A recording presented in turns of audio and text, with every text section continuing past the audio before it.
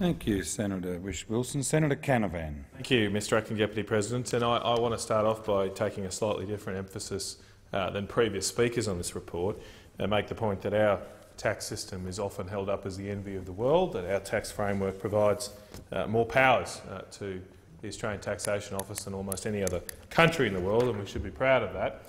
I certainly, when you talk to small businesses or other people in this country, I don't think many of them would think that the Australian Taxation Office does not have sufficient power. When it comes to small businesses and individuals, the Australian Taxation Office has enormous power to ask questions, to find out information and ultimately to bring prosecutions. That's not to say that we can't make our law better, but I do take issue with Mr Acting Deputy President, with Senator Whish-Wilson at the end there, claiming that somehow we can deal with our deficit problem through just looking at multinationals and corporate tax avoidance. We have a budget deficit, as Senator Whish-Wilson I'm sure would know, of $35 billion this financial year. We raise in corporate tax around $70-odd billion. So I don't think we're going to increase our take of corporate tax by in the order of 50% by any of the recommendations from this report or the subsequent final report. Indeed, if we were going to do that, it's surprising that this interim report hasn't actually made any recommendations which will raise more revenue directly. As other speakers have outlined, this interim report has focused on strengthening the transparency and information provided by large companies to the Australian Taxation Office and to the Australian people. It's only an interim report, but I do fear that it does fall down in the fact that it doesn't adequately assess or build off what the government is already doing in this area. Indeed, it makes almost no comment on what the government is already doing on corporate tax, and in some senses, I suppose, therefore, it's an implicit endorsement of what the government is already doing. I won't go through all of the detail because I think Senator Edwards usefully summarised earlier the government's actions, but suffice to say, what the government has already done and announced is many times greater than what is the recommendations of this report, Mr Acting Deputy President. This report is only about asking for more information and transparency from corporations. What the government has actually done has gone after 30 multinationals already. It is strengthening our anti-avoidance law, which is the centrepiece of our taxation framework and the strength that we have in it. It's increasing penalties for those that avoid tax, and it's also implementing a voluntary code of conduct to establish or to provide a greater transparency and consistent vehicle for corporations to publicly provide how much tax they pay. Now, I just want to make a couple of other points on the inquiry itself. I too join with Senator Dastyari in thanking the hard-working economic staff.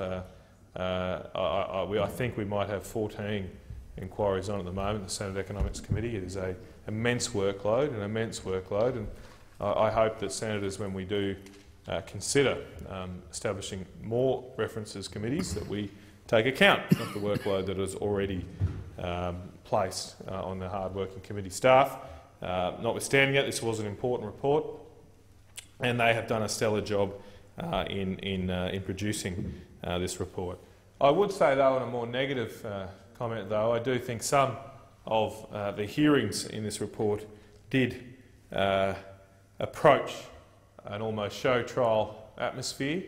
There are no doubt issues in this area that need exploration, but at times the conduct of some senators was not helpful to, in my view, the proper exploration of these issues, and at times sought to disparage hard-working Australians and the hard-working Australian professions with very little evidence or context. In particular, I'd like to stand up for the accountants in this country. There was one hearing in particular where senators, particularly from one political party, sought to disparage and call into question the ethical standards and conduct of accountants without any evidence whatsoever that there was some kind of misconduct occurring by accountants. Now, I'm sure, I'm almost 100% positive, that not every accountant in this country does the right thing all the time. But We are lucky enough, I think, to have in this nation an accountancy profession and practice that does take pride in its standards. They are a professionally governed organisation with standards that must be adhered to if they want to maintain their certification as accountants, and no one is helped.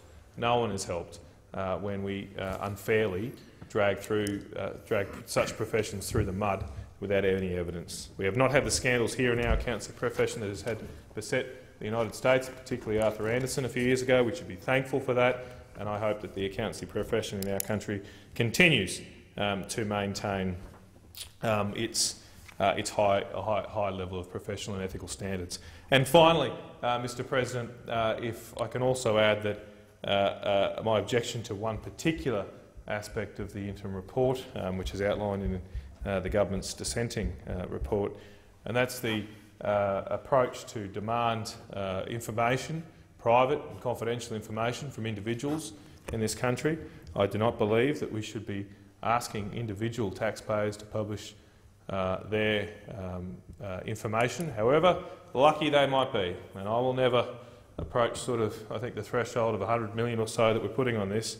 I'm not going to have that much money, but I don't think the politics of envy helped either when we go after particular individuals in our nation and ask something of them that we would never, none of us individually would never be willing to do, and that is publish our own private taxation records. Indeed, if we want to do that as politicians, let's have the guts and do it ourselves, because in other countries they do that. Some other countries, politicians publish their taxation records on a regular basis. So if we are expecting some people in our community to do that, have the guts and publish your own taxation records as well. I don't think anyone does that, to my knowledge. I don't think anyone will, so we should not ask others to do what we would not be willing to do ourselves. But overall, I want to thank again the hard-working staff of the Economics Committee, the overall good nature with which this committee was conducted, and I look forward to contributing to the final report. Thank you, Mr President. Senator Canavan, the question